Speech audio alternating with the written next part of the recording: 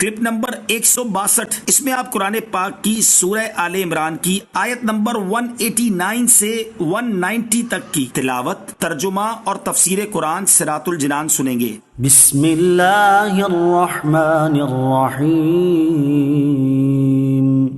ترجمہ، اللہ کے نام سے شروع جو نہایت مہربان رحمت والا ہے۔ وَلِلَّهِ مُلْكُ السَّمَاوَاتِ وَالْأَرْضِ وَاللَّهُ عَلَى كُلِّ شَيْءٍ قَدِيرٌ۔ ترجمہ، اور اللہ ہی کے لیے آسمانوں اور زمین کی بادشاہی ہے اور اللہ ہر چیز پر قادر ہے۔ وَلِلَّهِ مُلْكُ السَّمَاوَاتِ وَالْأَرْضِ، اور اللہ ہی کے لیے آسمانوں اور زمین کی بادشاہی ہے۔ اس آیت میں ان گستاخوں کا رد کیا گیا ہے جنہوں نے کہا تھا کہ اللہ عز و جل فقیر ہے۔ ان کے رد میں فرمایا گیا کہ جو زمین و آسمان کے دائرے میں آنے والی ہر چیز کا مالک ہے، اس کی طرف فقر کی نسبت کس طرح کی جا سکتی ہے؟ اللہ تعالیٰ کی شان، یہاں ہم اللہ تعالیٰ کی عظمت و شان سے متعلق ایک حدیث قدسی ذکر کرتے ہیں جس سے ان گستاخوں کی جہالت اور اللہ تعالیٰ کی شان مزید ظاہر ہوتی ہے۔ چنانچہ مسلم شریف کی حدیث ہے، حضرت ابو ذر رضی اللہ تعالیٰ عنہ سے روایت ہے، نبی کریم علیہ الصلوۃ والسلام نے فرمایا، اللہ تبارک و تعالیٰ ارشاد فرماتا ہے، اے میرے بندو، میں نے اپنے اوپر ظلم کو حرام کیا ہے، میں نے تمہارے درمیان بھی ظلم کو حرام کر دیا، لہٰذا تم ایک دوسرے پر ظلم نہ کرو۔ اے میرے بندو، جسے میں ہدایت دوں اس کے علاوہ تم سب گمراہ ہو، اور اس لیے تم مجھ سے ہدایت طلب کرو، میں تمہیں ہدایت دوں گا۔ اے میرے بندو، جسے میں کھلاؤں اس کے سوا تم سب بھوکے ہو، تو تم مجھ سے کھانا طلب کرو، میں تمہیں کھلاؤں گا۔ اے میرے بندو، جسے میں لباس پہناؤں اس کے علاوہ تم سب بے لباس ہو، لہذا تم مجھ سے لباس مانگو، میں تمہیں لباس پہناؤں گا۔ اے میرے بندو، تم سب رات دن گناہ کرتے ہو اور میں گناہ بخشتا ہوں، تم مجھ سے بخشش طلب کرو، میں تمہیں بخش دوں گا۔ اے میرے بندو، تم کسی نقصان کے مالک نہیں ہو کہ مجھے نقصان پہنچا سکو، اور تم کسی نفع کے مالک نہیں کہ مجھے نفع پہنچا سکو۔ اے میرے بندو، تمہارے پہلے اور آخری، تمہارے انسان اور جن تم میں سے سب سے زیادہ متقی شخص کی طرح ہو جائیں، تم میرے ملک میں کوئی اضافہ نہیں کر سکتے، اور اگر تمہارے پہلے اور آخری، تمہارے انسان اور جن تم میں سے سب سے زیادہ بدکار شخص کی طرح ہو جائیں تو میرے ملک سے کوئی چیز کم نہیں کر سکتے۔ اور اے میرے بندو، تمہارے پہلے اور آخری، تمہارے انسان اور جن کسی ایک جگہ کھڑے ہو کر مجھ سے سوال کریں اور میں ہر انسان کا سوال پورا کر دوں تو جو کچھ میرے پاس ہے اس سے صرف اتنا کم ہوگا جس طرح سوئی کو سمندر میں ڈال کر نکالنے سے اس میں کمی ہوتی ہے۔ اے میرے بندو، یہ تمہارے اعمال ہیں جنہیں میں تمہارے لیے جمع کر رہا ہوں، پھر میں تمہیں ان کی پوری جزا دوں گا۔ تو جو شخص خیر کو پائے وہ اللہ کی حمد کرے، جس کو خیر کے سوا کوئی چیز جیسے آفت یا مصیبت پہنچے وہ اپنے نفس کے سوا اور کسی کو ملامت نہ کرے۔ ان فی خلق السماوات والارض واختلاف اللیل والنہار لآیات لأولی الالباب۔ ترجمہ، بے شک آسمانوں اور زمین کی پیدائش اور رات اور دن کی باہم تبدیلی میں عقل مندوں کے لیے نشانیاں ہیں۔ لآیات لأولی الالباب، عقل مندوں کے لیے نشانیاں ہیں۔ بخاری شریف کی حدیث ہے، حضرت عبداللہ ابن عباس رضی اللہ تعالیٰ عنہما فرماتے ہیں، میں حضرت میمونہ رضی اللہ تعالیٰ عنہا کے گھر رات میں ٹھہرا اور اس دن سرکار دو عالم علیہ الصلوۃ والسلام بھی ان کے ہاں آرام فرما تھے۔ جب رات کا تہائی حصہ گزرا تو آپ علیہ الصلوۃ والسلام بیدار ہوئے، پھر آسمان کی طرف نظر اٹھا کر ان آیات مبارکہ کی تلاوت فرمائی۔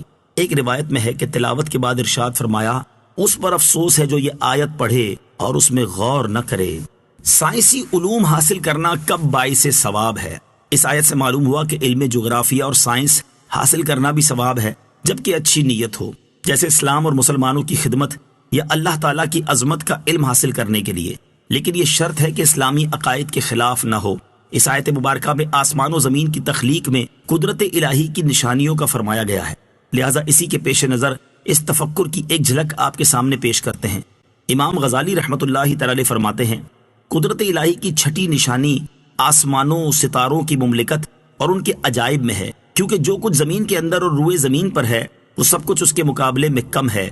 آسمان اور ستاروں کے عجائب میں تفکر کرنے کے لیے قرآن پاک میں تنبیہ فرمائی گئی ہے، چنانچہ ارشاد فرمایا، وجعلنا السماء سقفا محفوظا وهم عن آياتها معرضون۔